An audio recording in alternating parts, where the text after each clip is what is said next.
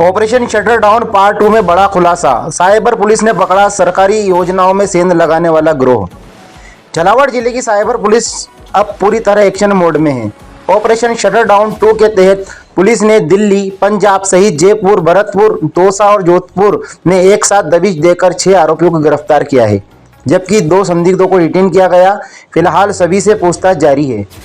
इस ऑपरेशन में पुलिस ने सरकारी योजनाओं में फर्जी अकाउंट अटैच कर करोड़ों की हेराफेरी करने वाले गिरोह के मास्टरमाइंड को दबोचा है।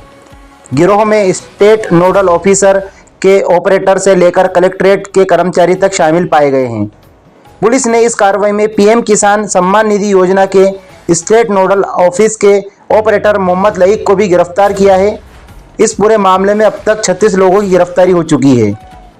एसपी अमित कुमार ने बताया कि आरोपी मोहम्मद लईक के पास स्टेट नोडल ऑफिस की ऑफिशियली आईडी तक पहुंच चुकी थी।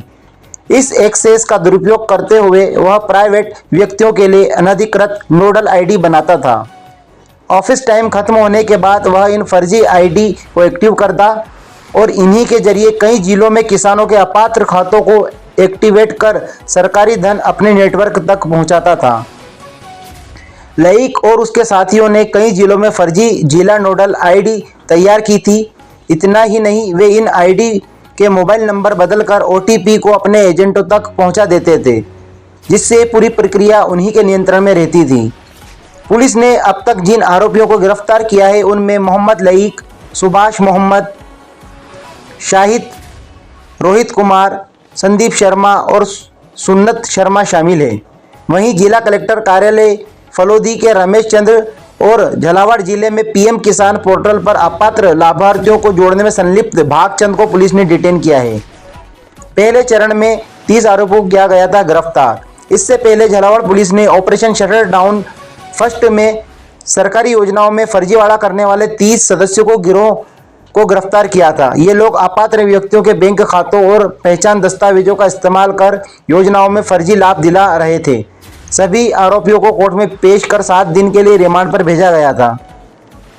एसपी अमित कुमार ने कहा कि सरकारी योजनाओं की आड़ में आम जनता के हक का पैसा हड़पने वालों को किसी भी सूरत में नहीं छोड़ा जाएगा।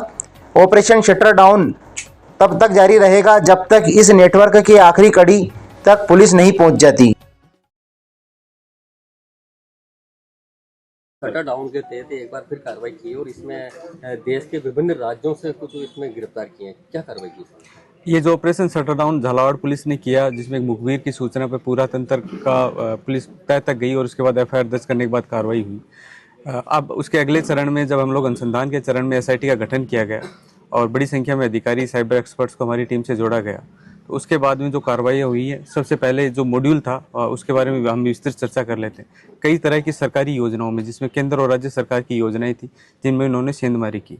तो सेंधमारी का जो योजनाएं टारगेट में थी, पीएम किसान सम्मान निधि और राज्य सरकार की जितनी भी वेलफेयर स्कीम्स हैं, जिसमें पेंशन योजनाएं और अन्य वेलफेयर स्कीम्स हैं, उसमें इन लोगों ने बड़ी संख्या में डाटा के साथ और जो अधिकारियों की लॉगिन आईडी पासवर्ड्स हैं, उनके क्रेडेंशियल्स जो हैं उनके साथ में कॉम्प्रोमाइज़ किया और उनकी आईडीज़ के साथ में कॉम्प्रोमाइज़ किया और उससे बड़ी संख्या में लाभार्थियों को जोड़ा। जो इनका मुख्य हमें एमओ समझ में आया, तो जो पीएम किसान सम्मान निधि में जो भी पैसा किसी भी किसान को जाता है, उसका वो चूँकि आधार इनेबल्ड है कि कोई भी व्यक्ति जो है वो आधार के थ्रू उस पीएम किसान निधि से वो किसान जुड़ेगा और उसके बाद में जो उसे पर महीने 2000 के लगभग आसपास जो पैसा मिलता है वो उसके तहत उस किसान को मिलेगा। ये योजना लाई गई लघु और सीमांत कृषकों के लिए, जिसमें उनको आर्थिक संबल देने के लिए ये सेंट्रल गवर्नमेंट की योजना है, जिसमें केंद्र और राज्य समन्वय से उनको भुगतान करते हैं। क्योंकि आधार इनेबल्ड होने के बाद में जिस व्यक्ति का आधार है और आधार से बैंक जो लिंक अकाउंट है उसी में चूंकि भुगतान हो सकता है, ऐसे में इसमें दूसरा अकाउंट जोड़े जाने की संभावना नहीं थी।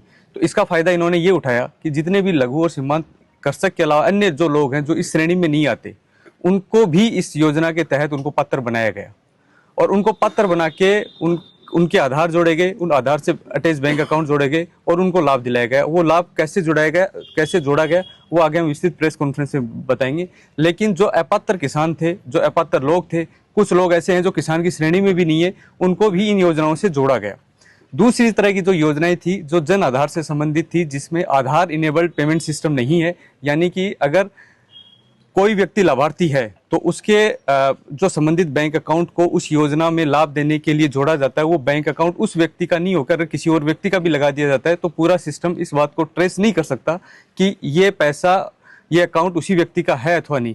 उन जगह पे भी इन्होंने बड़ी संख्या में कॉम्प्रोमाइज़ किया। वहाँ इन्होंने दूसरे लोगों के बैंक अकाउंट्स अटैच किए, अपने लोगों के बैंक अकाउंट अटैच किए, जो लोग लाभार्थी हो सकते थे उनके डाटा का मिसयूज करके और अकाउंट्स अपने इन्होंने इस्तेमाल किए। तो इस तरीके से 2 तरीके से इन्होंने योजनाओं में धोखाधड़ी की। अगर हम राजस्थान की बात करें तो जो आपदा प्रबंधन विभाग DMIS के जो पोर्टल्स हैं, जिसमें और अन्य जो वेलफेयर, सोशल वेलफेयर स्कीम्स हैं, जिसमें सोशल सिक्योरिटी स्कीम के तहत कई सारे लोगों को अलग अलग पेंशन योजनाएं मिलती हैं, उसमें इसी तरीके से जो जन आधार से संबंधित योजनाएं हैं, जिसमें आधार इनेबल्ड पेमेंट सिस्टम नहीं है, वहाँ पर अन्य लोगों के बैंक अकाउंट अटैच किए गए, अपने जो साइबर फ्रॉड करने वाले अकाउंट्स हैं उनका इस्तेमाल किया गया और उसमें पेमेंट को डाइवर्ट किया गया। इस तरीके से इन्होंने मोटा मोटा इस पूरे साइबर फ्रॉड को, घोटाले को, गबन को अंजाम दिया।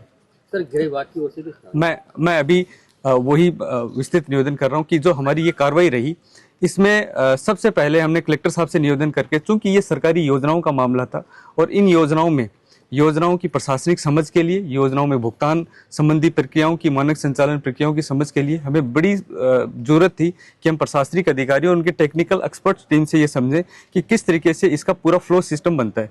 तो कलेक्टर साहब के निर्देशन में हमारे SDM साहब हैं अभिषेक जी, ये हमारे साथ लगातार जुड़े रहे। पिछले 4 दिन से हम ये कह सकते हैं, ये और सहायक प्रोग्रामर संतोष जी, ये रात दिन हमारे साथ जुड़े रहे। पिछले 4 दिन से बिना नींद के साथ हमारे साथ जुड़े रहे और उसकी वजह से हम लोग पूरी इन योजनाओं की तह तक जा पाए और हम ये समझ पाए किस तरीके से सिस्टम को मिसयूज और डाइवर्ट कर रहे थे। तो सबसे पहले मैं इनका आभार व्यक्त करता हूँ आपके चैनल के माध्यम से कि इस योजना में पुलिस की सफलता के साथ साथ इस प्रशासनिक समझ और ये जो योजनाओं की मूलभूत समझ के लिए प्रशासन का बहुत हमें सहयोग मिला। उसके बाद हमने अन्य राज्यों की पुलिस, जो हमारे मुलजिम थे, वो अलग अलग जगहों पर, चूंकि ये जिस तरीके का फ्रॉड हो रहा था, इनका जो तंत्र है वो काफ़ी लंबा था, तो हमारी राजस्थान की जो SOG की टीम है, उन्होंने हमें दिल्ली और जयपुर में मुलजिमों को डिटेंशन करने में मदद की, जिसमें सुभाष और लाइक जो मुलजिम है वो SOG के सहयोग से जो है डिटेन हुए।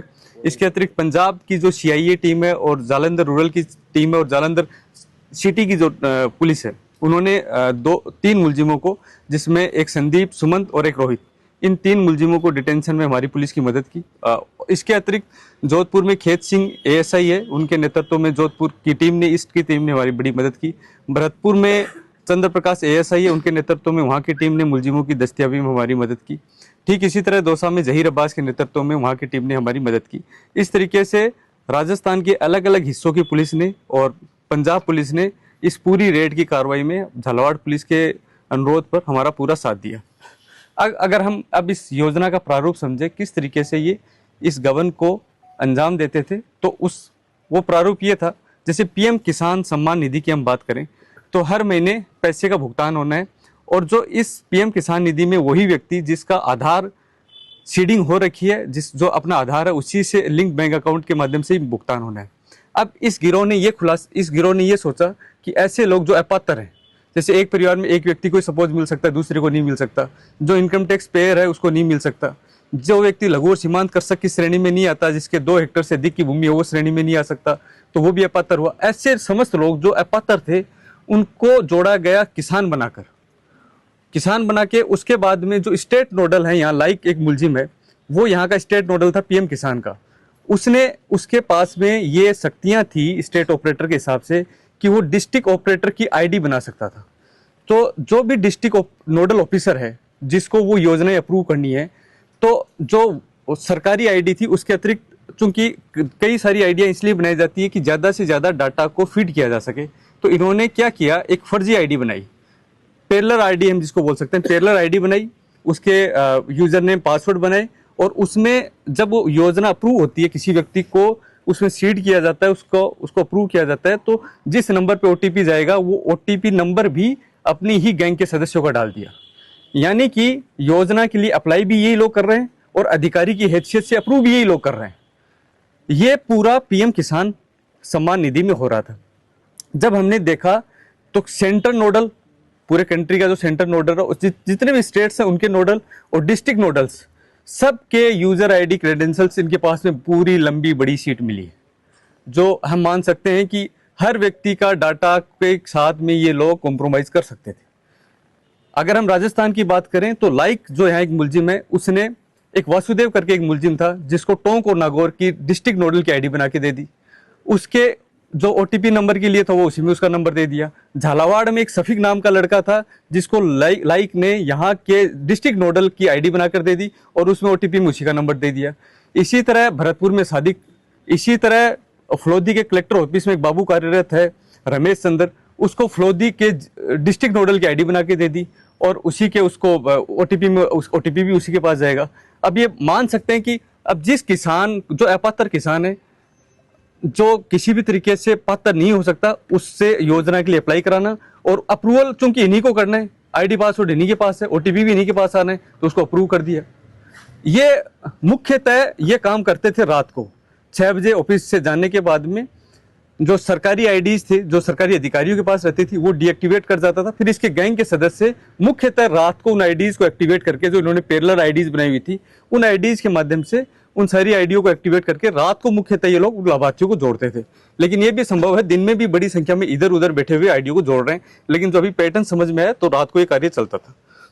ये पीएम किसान निधि में चौंकाने वाली तथ्य ये भी है कि कोई व्यक्ति जिसने सपोज पंजीकृत किया अपने आप को 5 महीने पहले, लेकिन वो इस योजना के लिए लाभार्थी नहीं था, तो उसकी आईडी एक्टिवेट नहीं हुई।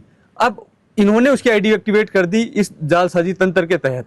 तो उस योजना में ये प्रोविजन है कि कोई व्यक्ति बहुत पहले पंजीकृत करता है, आईडी वो चूंकि एक्टिवेट नहीं हो पाता और बाद में भी एक्टिवेट हुआ, तो पूर्व की भी समस्त किस्तों का भुगतान उसको होगा। यानी कि अगर 20 किस्तें पहले जा चुकी हैं, हर किस्त का 2000 रुपये बनता है, तो 40,000 रुपये उसको मिलेगा। तो इस मायने में मान सकते हैं कि कितना इन्होंने पीछे जाके भी किस मात्रा में उस घोटाले का फायदा अपने साथी ठगों को दिया है। अब जो दूसरी हम बात करें कि अलग अलग जो स्टेट्स हैं, उनके अतिरिक्त शासन सचिव स्तर के अधिकारी, उनके जो स्टेट में अलग अलग वेलफेयर स्कीम्स चलती हैं, सोशल सिक्योरिटी स्कीम्स जो हैं, उनमें चूंकि स्टेट के नोडल होते हैं, वो अतिरिक्त शासन सचिव स्तर के अधिकारियों के क्रेडेंशियल्स इनके पास में मिले अलग अलग स्टेट्स के। तो ऐसा माना जा सकता है कि अलग अलग स्तर के राज्यों के अधिकारियों की पैरेलल आईडीज का मिसयूज किया गया होगा, जिसकी आगे अनुसंधान हमारे